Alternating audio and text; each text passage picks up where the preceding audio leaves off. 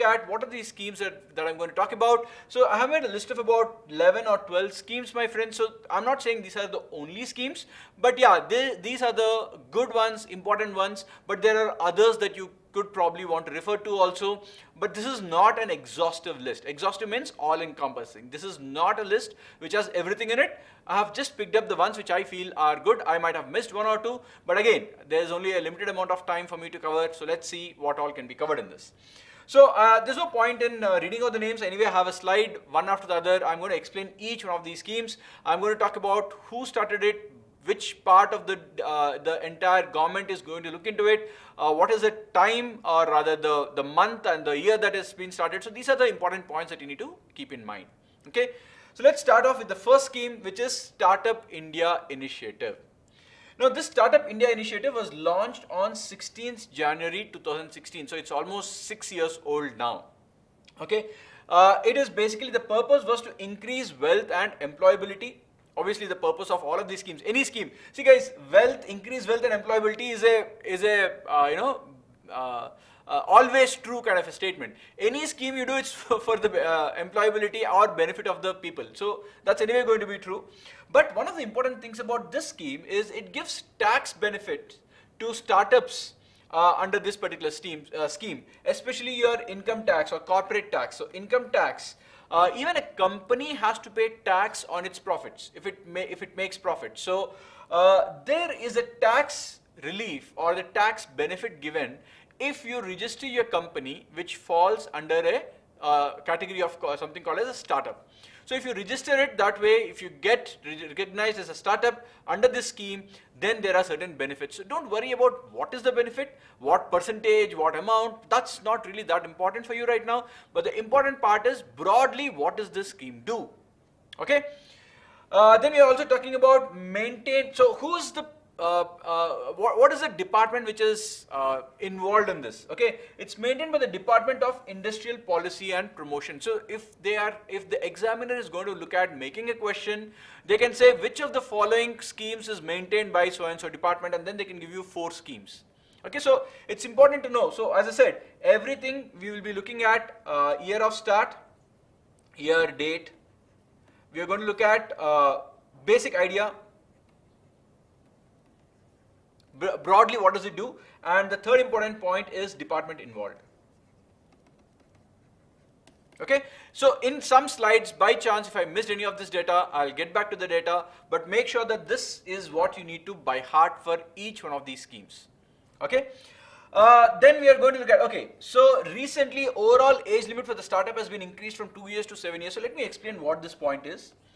Earlier, for definition of a startup, a lot of criteria was used. One of the criteria that was used to call something as a startup is so it should have, for me to apply as a startup, I should be less than or equal to 2 years old as a company. So from the date of incorporation, if it is crossed 2 years, then I cannot apply or register myself as a startup under this scheme.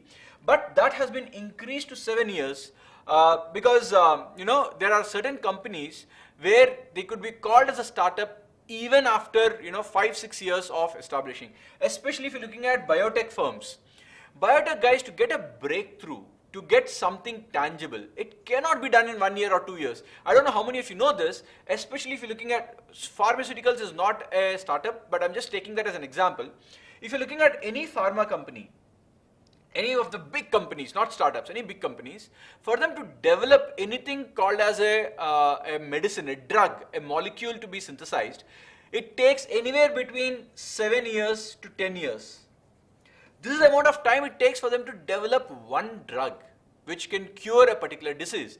All the synthesis phase to the final testing and getting the final approval to be used it or to be administered to the humans. So that stage could be anywhere between 7 to 10 years. So you are having companies which will take this long for you to even get out the first product. So given that, the government has realized that 2 years is too short a time, so they increased it to 7 years, and especially the firms which are into the biotech side, right, they will take a little bit more time, so the age limit is 10 years from the date of incorporation. Okay? Here GK has a separate section anyway, here. Okay, so Innovation and entrepreneurship, if you ask me, GK aata hai? Technically, yes, I can say. For example, if I say, when did this start? Abhi ye GK hai ki innovation ke upar and entrepreneurship ke upar question hai? I mean, it's up to you. But yes, these kind of questions can come in your section called Innovation and Entrepreneurship. You can call it GK or not, that's fine. Okay? अच्छा, आपका statement था कि question था वो? Statement था, sorry, there was no question mark. Okay, fine. Right, so let's go ahead. So this is the first scheme that we discussed about, the Startup India initiative. The next scheme we are going to look at is something called as Pradhan Mantri Mudra Yojana. This Mudra is actually a acronym. Okay, so let's take a look at. By the way, guys, a lot of these terms the acronyms have been I've put up. You need to write down the full forms also, which I have mentioned there. Why Pranav sir is not taking class in GK? Ehra, that I'm not aware. I think the classes are lined up. Please, be a part of the channel. You will be getting the notification. There are definitely sessions of Pranav sir. I'm sure of that because I've seen the schedule, but I don't remember exactly kab hai unke classes. But definitely the classes are happening. Okay.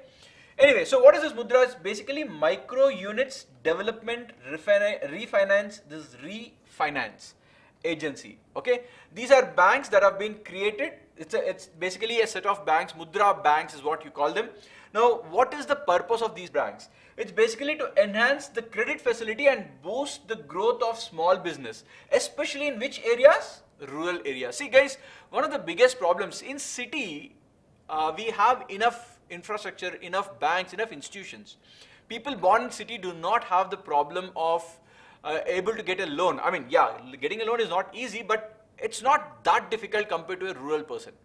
So when you're talking about people who want to start something in the rural area, especially a business, you need to have, you don't have an HDFC bank there, you don't have an Axis Bank kind of a companies there or banks there. Probably SBI hoga, but again SBI might not be there in all the areas. So how do these people reach out? Either they have to reach out and go to a different place, but then they will ask, okay, where do you stay? You don't stay in my area. How can I give you a loan? What are the documents you have? Hazar questions, thousands of questions come your way. So what they started is something called as a Mudra set of banks, where their purpose is to look at micro units, basically small units. You're not talking about crores of loans. We are probably talking about few thousands of rupees or probably up to few lakhs of rupees. Okay. In fact, I'll talk about the 3 types of loans that they can give. But more importantly, the date when it was launched was 8th of April 2015. In fact, 2015, a lot of schemes have come up. You'll see the dates. Okay. So 2015 is the date for this. You're looking at 3 types. So the loans that can be given out there are categorized into 3 types: Tarun, Kishore, and Shishu. Now these loan names are given out based on the loan amount that can be given out under this name. Okay. For example, if you look at a Shishu loan, you can give from obviously 0 to Hene, but up to 50,000. So 0 to 50,000. So up to 50,000 you want, they give it to you under it's called as a Shishu loan. Small. Shishu means in Hindi a small kid or something like that. Kishore is the middle loan. You are talking about 50,000 up to 5 lakhs. Okay, so that's the loan amount within this. And if you look at Tarun, this is from 5 to 10 lakhs. You cannot go under this scheme. You can't get more than 10 lakhs. So the 10 lakhs is is a ceiling for you, right? So, but again, as I said, you're not looking at rural areas. I mean, people in the rural area starting with businesses which will require lakhs and lakhs of rupees. That's one of the reasons why this scheme has been put in with a modest amount of money, not crores of rupees at all. There are different schemes for that. We'll look into it. But right now, this is the level. Okay. What is the most important scheme? It's very difficult for me to tell you what is the most important scheme because all these schemes are important if you ask me. That's one of the reasons why I've picked up these 10, 12 schemes. But the whole idea is, I would say whichever schemes have come up in the last 1 or 2 years would be the most important for you. Okay, so I have put them up. Incubator entrepreneur. Okay, Harshini is asking this question, friends. Entrepreneur and incubator. Now there's no comparison here. First of all, there are 2 different dimensions altogether. entrepreneur, I explained in the last video, last session of mine in CMAT 5, where a company gives the objective of starting something new, starting a new product, doing a research on that, building a new product to one of its employees. That employee will be called as an entrepreneur. So you are a part of a bigger company, but they made a small unit for you. They gave few resources, some capital for you, saying that, okay, start working, see if you can work on this, okay. Incubator is a different idea altogether. Entrepreneur is a person, right? Incubator is an environment. Basically, it's, first of all, what is the meaning of incubator? Forget about finance or forget about startups. In general, incubator is is a place where something grows. That's the meaning in English. Something grows with care, under protection or care, under some caretaker or protector. Okay, so incubator typically is something where you store things and they slowly grow and you're taking care of them.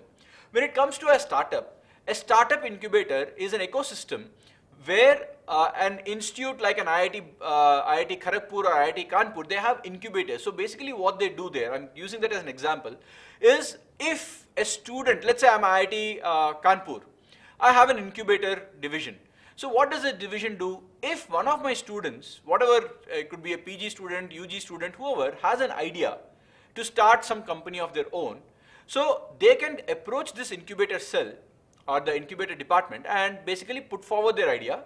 If I as an incubator get convinced that, look, there is potential in this idea, I will help this person to set up his own, to set up his own company. I will help them. See, setting up of a company itself is a tedious task. There's so many rules and regulations you have to follow. First, starting from there, I'll help you to set up a company. I'll try to, use my resources to get you access to people, personnel that you can recruit. I can, share my resources with you. I can share my research people with you, whatever. So the whole idea is, I'm helping something grow. Typically, if a startup is being helped to grow, that is called as an incubator.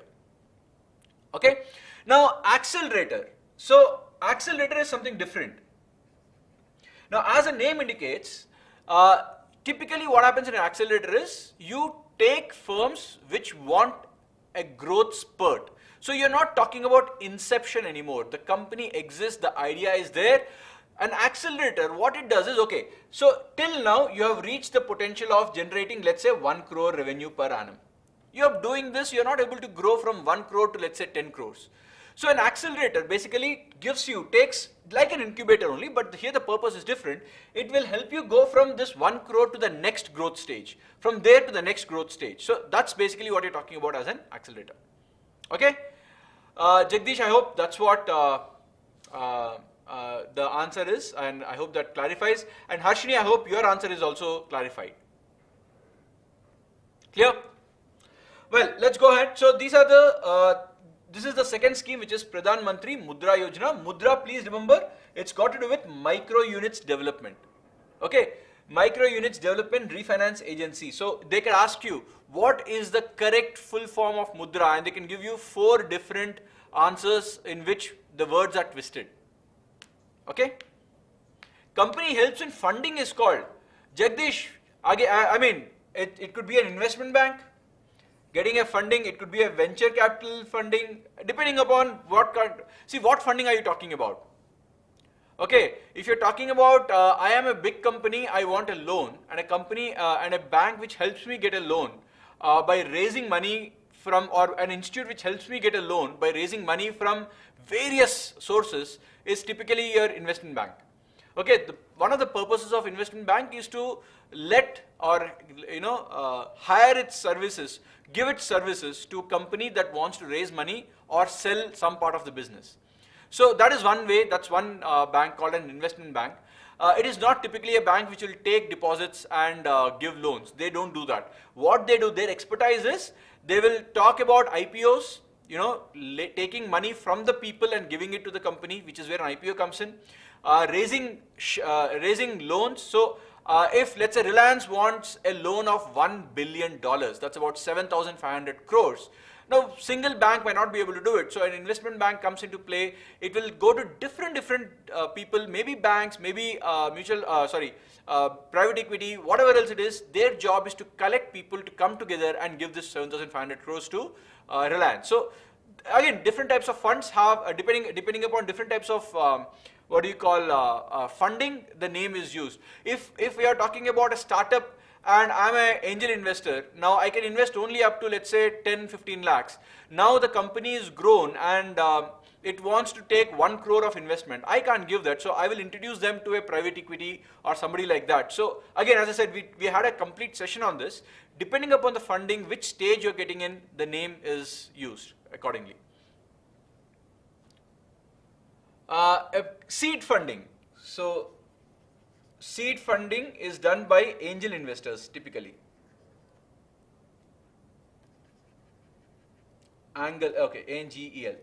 Angel investors. Okay, so people who give the initial funding is basically called as angel investors. Broker between the deal.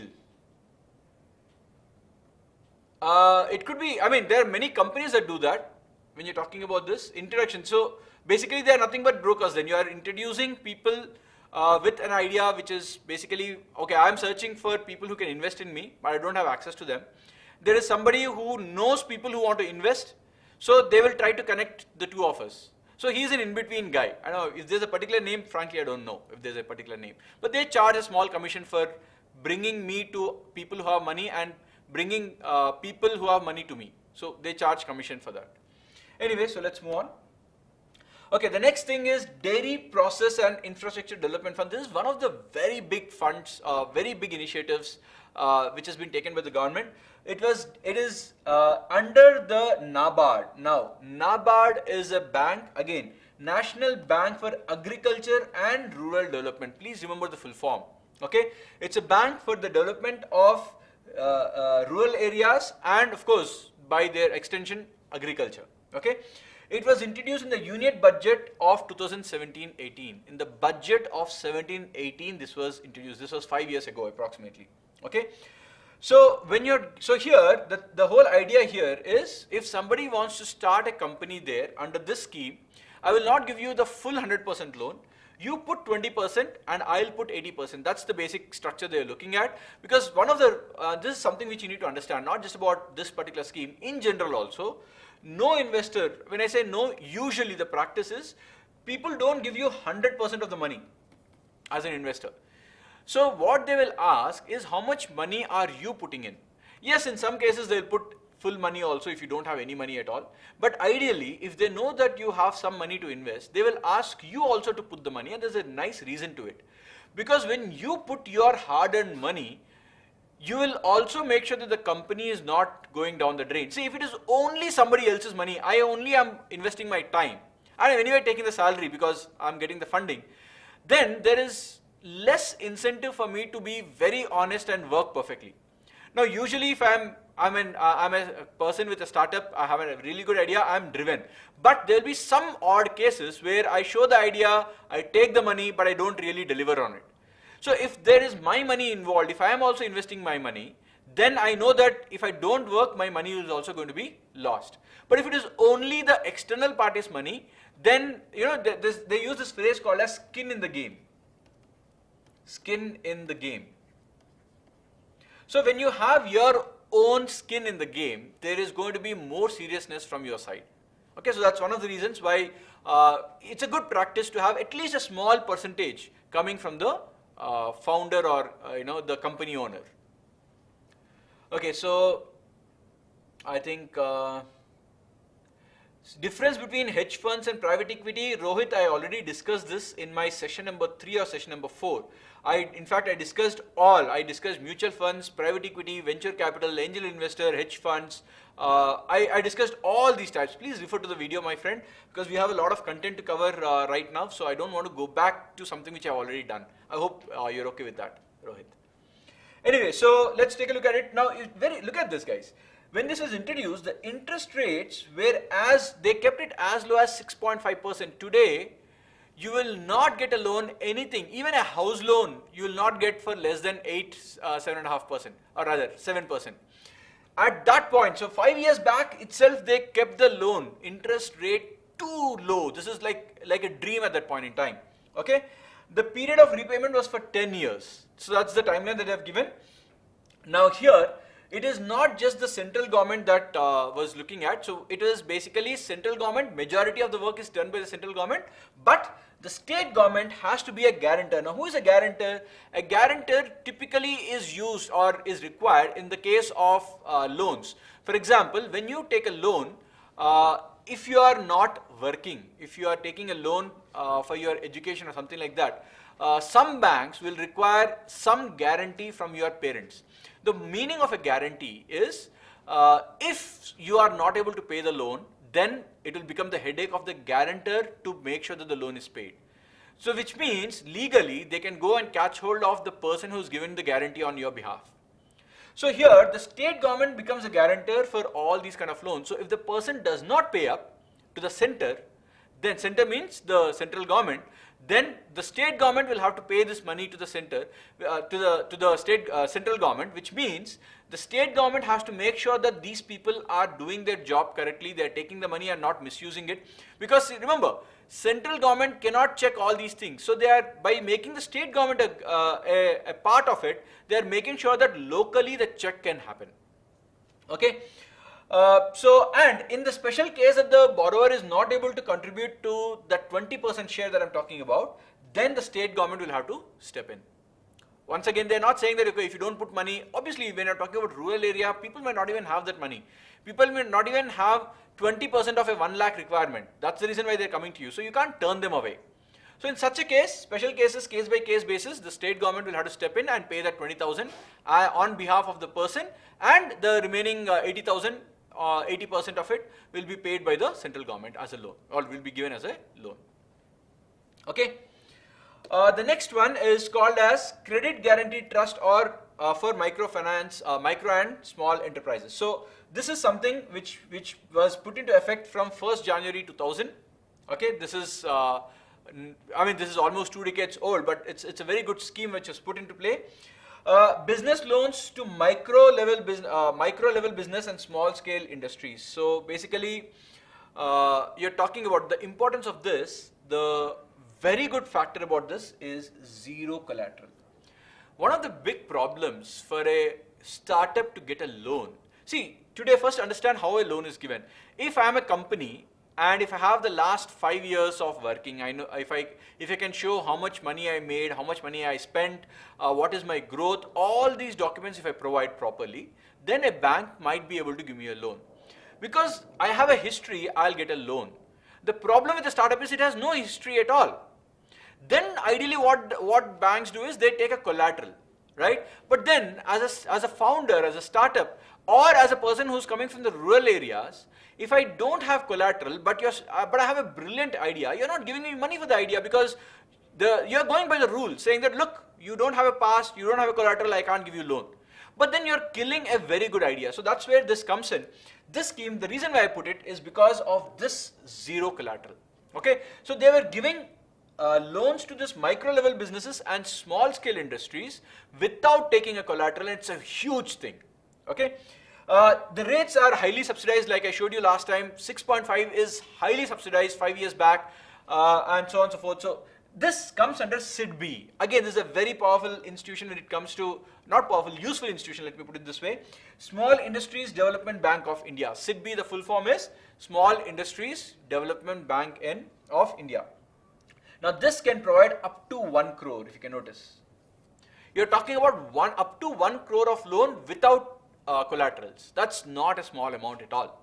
Okay, it is primarily meant for manufacturing units. Ideally, if you want to set up a manufacturing unit, let's say you're talking about manufacturing some kind of a ancillary of some automobile, you can set up a furnace, this thing, and manufacture small parts in a rural area and supply to a big manufacturer. Or if you want to look at making some plastic molds or something related to that in manufacturing, you could probably go ahead, apply to this, get a loan, set up your manufacturing small units, and then take business forward from there.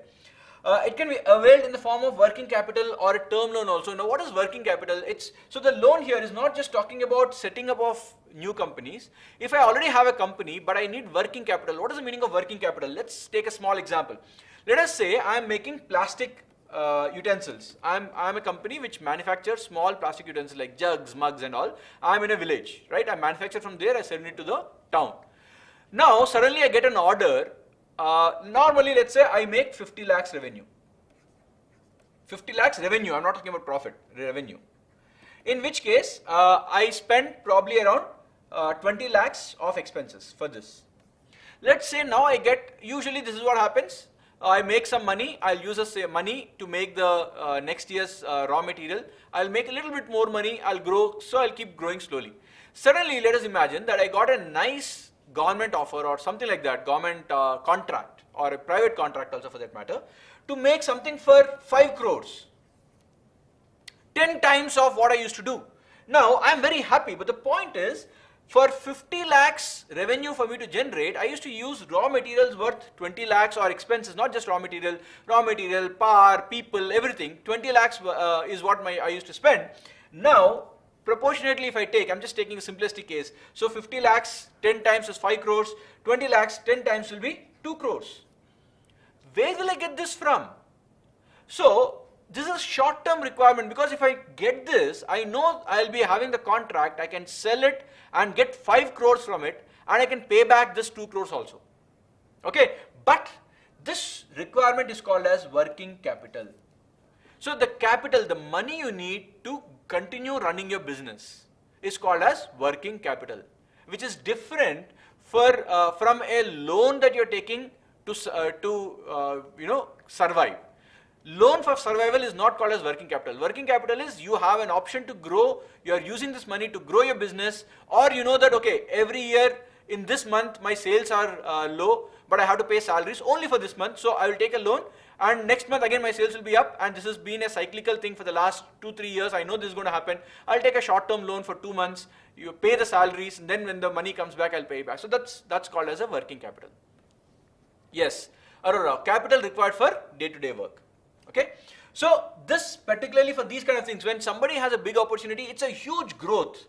They should not miss out on this kind of opportunities. So that's one of the reasons why this particular scheme was also launched. Okay, the next scheme we're going to talk about is Atal Innovation Mission. It was while ATAL is in capitals, it was named after the former Prime Minister of India, Atal Bihari Vajpayee ji. So it was introduced in the budget of 2015. Basically, this is to integrate the industry and the academy, right? So what happens is that there'll be a lot of disconnect between what is being researched and what is being done in the industry, what is the requirement in the industry. So this is one mission, Atal Innovation Mission, where they try to bring forward the people who are in the academy. Academy means the scholars, basically the teachers, the professors, as well as the people who are starting up companies or have just started up companies, to get together to understand what they could provide, what is the need here, is there any way in which they can benefit from there. Okay, so it is basically to research, development, and basically to help in the innovation. So that's the basic idea of this scheme. It's a very straightforward idea here, nothing much to remember, but yeah, 2015, as I said, too many things got introduced in the year 2015, so please keep that in mind. Once again guys, reminder, please click on the like button, subscribe button, as well as the notification button. While this is the last session for CMAT, Innovation and Entrepreneurship, we have still strategy sessions coming your way. The exam is on April 8th, I believe. So I am also taking an analysis on that evening itself. So please be tuned onto our channel to get notification about all of these things. Radical and breakthrough innovation, Anup, I have already discussed this. Again, radical innovation, breakthrough innovation, I have discussed this, but for you to understand, breakthrough is a new technology to do something old or something which was done. Radical is a complete game changer. Okay, for example, how would I say radical? Yes, so if you're looking at breakthrough, breakthrough, it's basically tech related. So I use the example, if I remember it correctly, I use the example of Dyson vacuum cleaners. You know, Dyson vacuum cleaners without a bag. Vacuum cleaners typically has a bag or a box where the dust is collected, but they came up with something called as bagless vacuum cleaners. That's called as a breakthrough in technology. You are coming up with something new to do the same old job. Whereas radical basically means you're changing the entire dynamics itself. For example, if I have some way in which I can say I don't have to use a vacuum cleaner at all. If I just press a button and then my house is clean. I'm just using an example, right? That could be an example of a radical. So one of the things in radical was introduction of smartphones. That was radical because that did not exist beforehand. You had a normal phone, but the whole idea of looking at internet on the go, it's basically radical as an idea. Okay, so I hope that clears. But Anup, I have discussed a lot more clearly in one of my previous videos. Okay, that's one. The next thing is support for international patent protection in electronics and information. So this is again a really interesting setup, guys. One of the key problems that a startup faces is patent.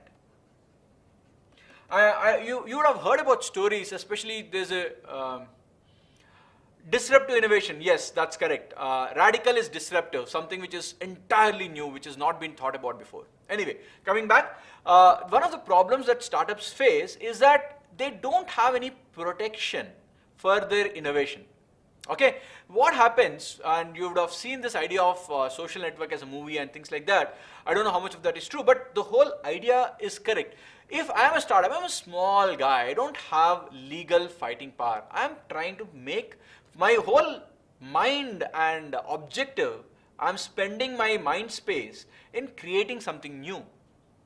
When I'm creating something new, typically if I am successful, I should be able to make money out of it and grow as a business. What can a big company do to disrupt me? First thing it can do is, can it copy my model as it is? Now the problem is I'm a small company, only 2 or 3 people work for me. It took me some time to get a technology, to make the product. Slowly I will figure out how to take it to the market. People should like it, I should market it, all that will take time. A big company can straight away copy my idea as it is and then go to the market because they have a lot of money behind them, they have a lot of resources behind them. So in a way, I don't know if it is cheating or not, but the whole idea is they can do it and they can kill my company even before it takes birth properly. So if my patent, if I apply for a patent or if it is taking time for a patent application to process, then within this time, another company can copy the product and bring it out. Then getting the patent is of no use because the patent depends on is the product already in use or not. A patent will not be given to you if the product is already in use or it is the idea is not unique. See, somebody wanted to file a patent saying that eucalyptus oil will be used for something. Well, it might be news to the Americans, but we have been using eucalyptus oil for centuries together. We knew about the good uses of eucalyptus oil. So you can't file for a patent saying that, look, I have discovered this. You are an idiot. You just discovered it right now. So the whole idea is, the idea, the approach, the whole thing should be novel. Means it has to be new. It is not very obvious. Okay, so that's one thing. The second thing is, it has to have the product should not be existing. Obviously, that's when you're talking about novelty. So if that is the case, then if the patent filing and getting the patent is taking time, then within that time I could get my company killed if somebody else copies my idea. So that's the reason why for a startup it's very important. This is one of the things which is very important for a startup. Basically, it's not just fastening or hastening the speed of patent, but what the government is trying to do is also going to give financial support for international filing of information communication technology and electronic sector. So it's specifically looking at IT and electronics, which is where most of the innovation is happening nowadays. So they are saying that, look, we will give you money also, don't worry about it, go ahead and file your patent. And patent is not universal. You have to file patent in different countries. If you file patent in India, but did not file in US, a company can copy the idea from India and file it in US, and then you can't go and do business there. So all these things are problematic. So this takes care of the patent part. Okay, now they give you money up to 15 lakhs or 50% of the total charges, whichever is lesser. So if it takes 20 lakhs for an entire patent application process, then the government can give me half of it from their side. right? If it is crossing 30 lakhs, then they will not give me half of everything. They will then stop at 15. Okay, that's the whole idea. It is applied at any stage of international patent filing by the applicant. So it's not saying that, okay, you have to come to me at the beginning itself. Let us say I start the filing process and then it took some time and it requires more money. I can go to the government and say that, look, hey, there's a patent application pending for me. I need now more money for whatever reason. Can you please give me the money? Yes, the government will help you. Okay. The next thing is software technology park. Once again, one of the reasons why I put this is one of the schemes which is one special sector. So one of the unique things about the scheme, usually a scheme is not brought out only for one sector, but this is one such scheme which is brought out only for the computer software sector, basically the software industry. And the whole idea here is software oriented scheme for so export oriented scheme for all these services, software services you're talking about. Okay, so basically all the companies which are offering the services in terms of software technology to outsiders. That is, outsiders means having clients abroad. It's basically outsource, it's basically export of your services. So such kind of companies can take use of this, especially when it comes to companies that are starting up just like that. See, Infosys might not need this, a TCS might not need this, but a company which is just starting off with 3 or 4 employees might need a help from this. Just not that, so technology parks have been set up. Okay, so they're not saying that you have to be a completely export oriented firm. My idea is I will support people who are exporting their services. But I am also not being very rigid saying that, look, you have to give 100% of your, or rather you have to export everything. Obviously that way people might not be able to do business. What if I get a Indian offer or Indian contract? I can't say that, look, you should not take this Indian contract because I'm giving you money only to export it. So what they're saying is, look, I will give you money as long as at least half the revenue is coming from outside, half the revenue is coming from India. Inside, that way it means that you are at least spending some time and effort and resources to export your software. So that's basically the idea behind this. When was this established? I think I missed the date. I don't remember the date. That's a good question, Karthik. I'll probably try to YouTube it and search it in Google and probably put up the date. Otherwise, you can do that yourself. I'm sorry about that. I missed the date over here. Okay. Well, let's move on to the next one. Multiplier grant scheme. Again, what is this? It's basically started by the Department of Electronics and Information Technology. Once again, this is kind of similar to one of the schemes that we have seen, which was Atal innovation scheme. Basically, once again, this is about encourage collaborative research and development between industry, academic institutions. So especially here, the colleges themselves come in. Development of products and packages. So it's similar to that. The whole idea here is they want to connect the startup system, the companies that are out there, as well as give them the support of the institutions. The world-class institutions like IITs or IIMs can really give their help out to the startups. Okay, not just that, even the government, other government institutions can really help them out. Right, and most importantly, to make sure that the R&D which is being done in the colleges or the institutions are actually utilized in the industry. That's one of the purposes of the scheme. Okay. In fact, MSG promotes and expedites the development of ab-original. Now, what is the meaning of ab-original products? Typically, these are products which have been handed down to us from, I will not use the word ancient, but yeah, from old time onwards. So it's like, think of products like, okay, hand-woven baskets. Now, this has been there with us for a very, very long time. Somewhere gone out of fashion. If somebody wants to bring it back into fashion, probably they can go ahead for this. Ab-original basically talks about original for a particular country or for a particular area, kind of out of fashion right now, but getting back, or you want to bring it back. So that's the basic idea. Indigenous is what the right word is over here. Raj, see guys, what if it is 40% or less than 50%? Year on year is not a problem. See, every year if there's a trend of it, let's say it becomes from 50 to 40, 40 to 30, and then so on and so forth, then there'll be a problem. 1 year, it becomes here and there. Usually, you can't say exactly how much revenue you'll get from outside and how much you'll get from India. But if there is a trend that you are consciously decreasing exports and you're focusing more on Indian local contracts, then there'll be a problem. Okay. The next is venture capital assistance scheme. Once again, while this looks like a hi-fi scheme, but actually this is for small agri-business, it's basically for small farmers. It's brought by SFAC, basically Small Farmers Agri-Business Consortium. It's a group of small farmers and basically agri-businessmen. Basically, they have come together. They have launched this venture capital assistance scheme. Under this consortium, the government has launched it. It's welfare of farmer entrepreneurs and to develop their agri-business. So if you're looking at agriculture, one of the biggest problems that we have right now is storage of agriculture and making sure agriculture produce and making sure that they don't get destroyed. In fact, one of the biggest problems, if you do a little bit of research, you'll realize that lots of agriculture produce gets rotten by the time it goes to the market. Especially the things like tomatoes and things which have lower shelf life. The farmer will be forced to sell it at ridiculously cheap prices, because even for 2 extra days he waits, then the entire produce will be for a waste. So is there some way in which they can help out? And this is just one example.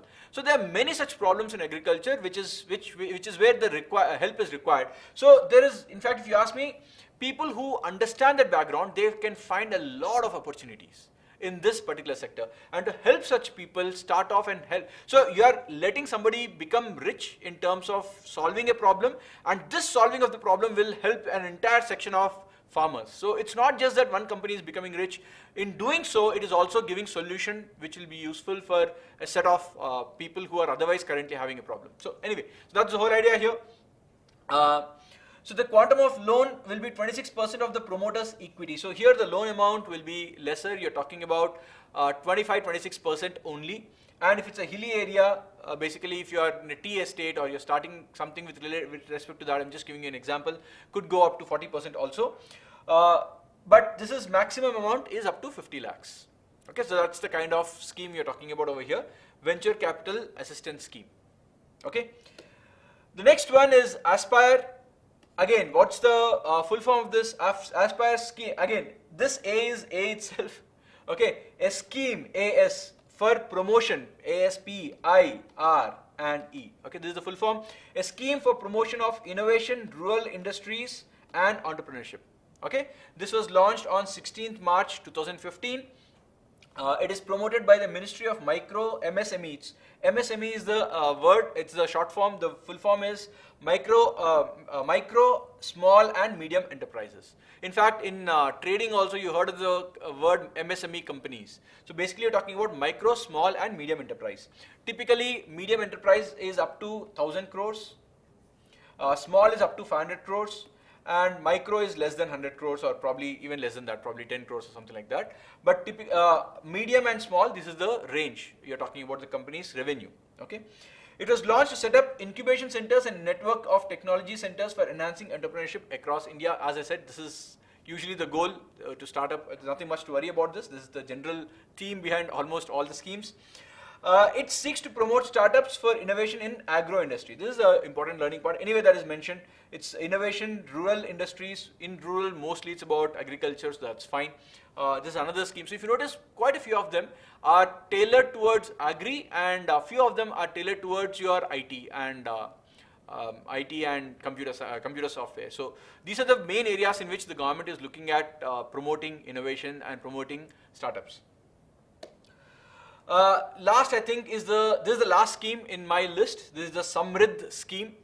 The Samrid, the full form, is yes. Where is this? Yes, this is the full form. Startup accelerators of MATE for production, innovation, development, and growth. Okay, it was started, or it is under the Electronics, Information, and Technology, launched by the Minister Ashwini Vaishnav at that point in time. The time was August 25th, 2021, which was just last year, 5-6 months back, one of the most recent schemes. The whole idea for this is provide funding support to startups along with helping them bring skill sets together and help them grow successfully. So successfully and all is fine, but basically the most important talk about is funding support to startups, helping them bring skill. How do they do that? So the government can help them get resources in terms of, so if I am a company, and I'm not talking about software companies, if I'm a company that requires I'm a manufacturing company, small manufacturing company, and I want people who are from my industry who knows how manufacturing this thing works. Or if I don't, if a person does not know but want to get into it, can there be something called as skill development? Okay, so skill development. So if a particular skill is required for a group of people to enter into a particular industry, yes, the government can help them and make sure that the industry, the small companies in this industry can absorb these people. So that's what it's called as skill development. So that's one of the things apart from giving funding. It's not just, the government realized by now that it's not just about giving money every time. There are certain problems which even money cannot solve, and one of the problems is getting people in a particular area with this a particular amount of skill set. So the government is also taking up initiatives. So if you take an example, if I'm in a hilly area, typically like Manali or some such place, it's tea estates. Typically the industry is about tea. If there is a particular skill set which is lacking, I can set up vocational institutes there which will train people on this particular skill and then make them ready for getting into the job. So instead of giving money directly to the company, I am putting money in investing in the people's careers. I'm teaching people, thereby the people they don't have to go searching for a job outside, and the company in that particular place does not have to pay extra money for outside people to come and work here. So I have local population. Usually local populace or local population will not ask for too much of money because they have their own house, they have their own neighborhood, so that's taken care of. Usually what happens is, look, I'm in Bangalore right now. I've been settled in Bangalore for some time. If a company wants me to work in Bombay, they'll have to pay me extra because firstly, Bombay is costly. My house setup that I have over here, I have to take something on rent, I have to stay there. So all this comes into play. So if somebody wants outside Bombay, they will have to end up paying higher, right? This is basically the scheme over here, which is called as Samrid. And it's focused on so they took up a target when they started. They took up a target of accelerating 300 startups in the next 3 years. So that's the target was. So let's see how they do it because they just started off. So by 2024, 23-24, they should be in a position to have helped about 300 startups. That's their target. Okay, Ritik is asking, are there any documents or sites where we can learn all the schemes? One advice I have is, guys, please join our Telegram channels. We are posting a lot of content there. In fact, I will give out few, links where you can go ahead and take a look at all of this content once again, because these are not the only schemes. There are more schemes which you need to read about also, right? Guys, question time. We have few questions based on what we discussed last class. Coming your way. Please answer these questions. 45 seconds, 5 questions is what I have. Let's take up one after the other very quickly. First question. What is the answer to this? 30 to 40 seconds.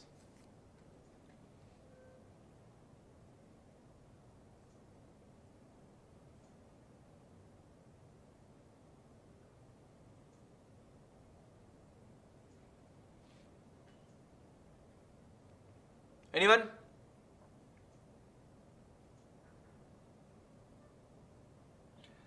Guys, the correct answer is business model. We discussed this in the last class. It is not strategy. Okay. Here, monetizing an idea to make money with some method of operation. Okay. So basically, we are not talking about which operational method particularly, but we are talking about, okay, how can I monetize this idea? This good idea which could help the public, how do I make sure that I can also make money out of it? That basically is talking about the business model. Okay. The next question coming your way, 30 seconds, please give me an answer. This is actually, we discussed this, but probably in the first or second session, if I'm not mistaken. Harsh, for business current affairs and autobiography, especially for business current affairs, please look at the last 6 months of news, 6 to 12 months of news. Okay, at least that is what you need to, let's say last 1 year of news. Harsh, I just replied. Please look at what happened in the last 10 to 12 months of business affairs.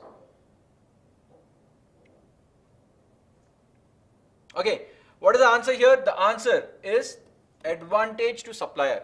If the threat of substitute products or service is low, what does it mean? See, I am a supplier. I don't have competition. That's the meaning of threat of substitutes. There's no other product which can come and threaten my product. Who is it benefiting? It is benefiting the supplier, the manufacturer. Okay? It is not a disadvantage. It is actually a disadvantage to the buyer to an extent because the buyer doesn't have choice. And it is not none of the above. The correct answer is option C. Okay? The next question is over here. You have another 30 seconds. Give me the answer.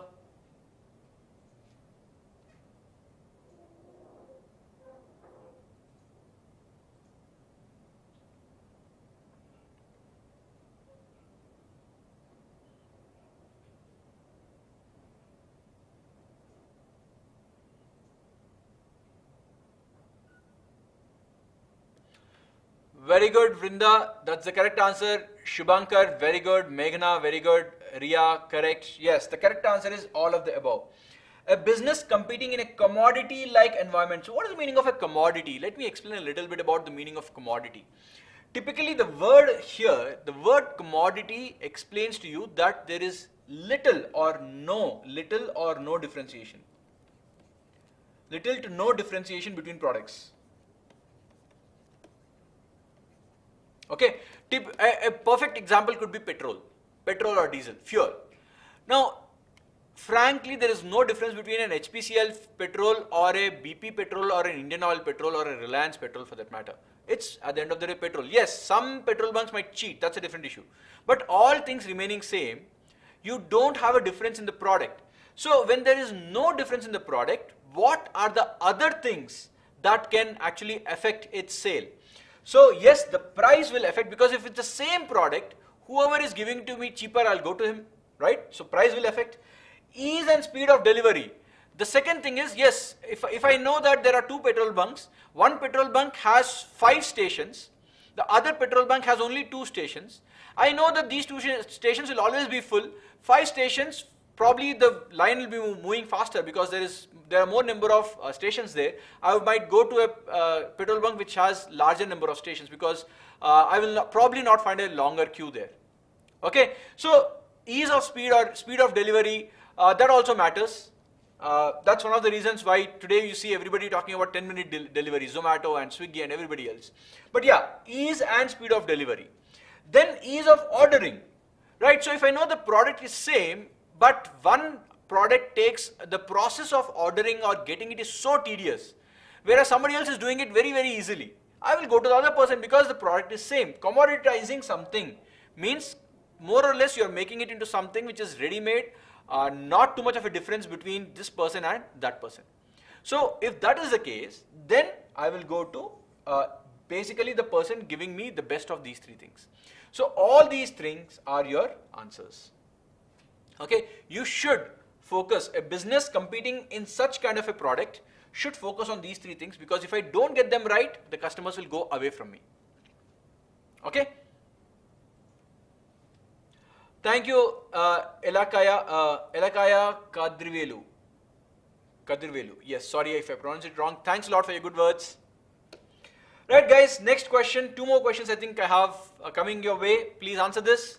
This is again straightforward. Not more than 30 seconds.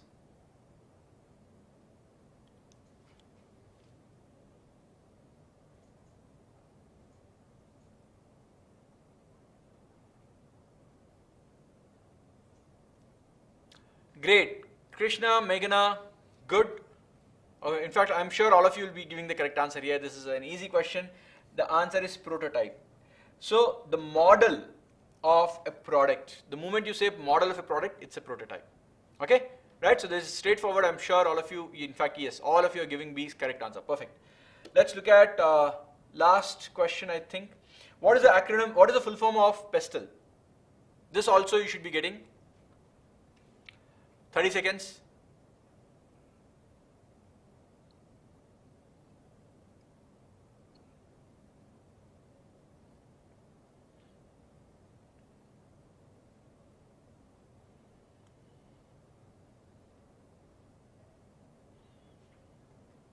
What is the correct answer to this?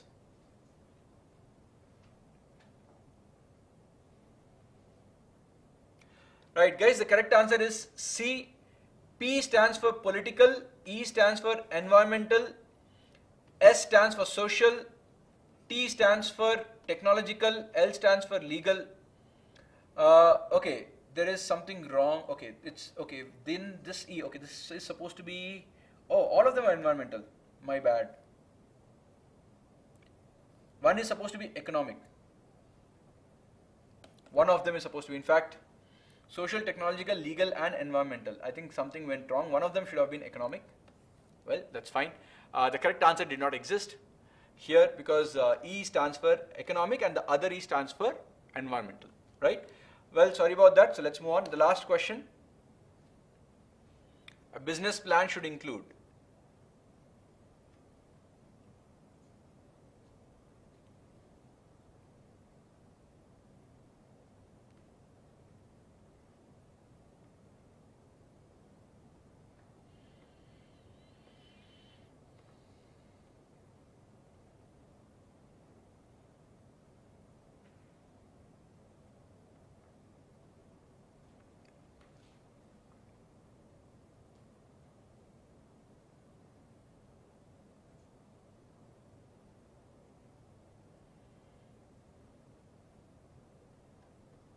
Very good. The correct answer is option D. It should include all of them because you have to show your financials. You have to talk about how will you do the marketing part of it. What is your market analysis?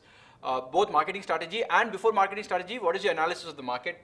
And of course, the technical analysis. So all of them have to be there.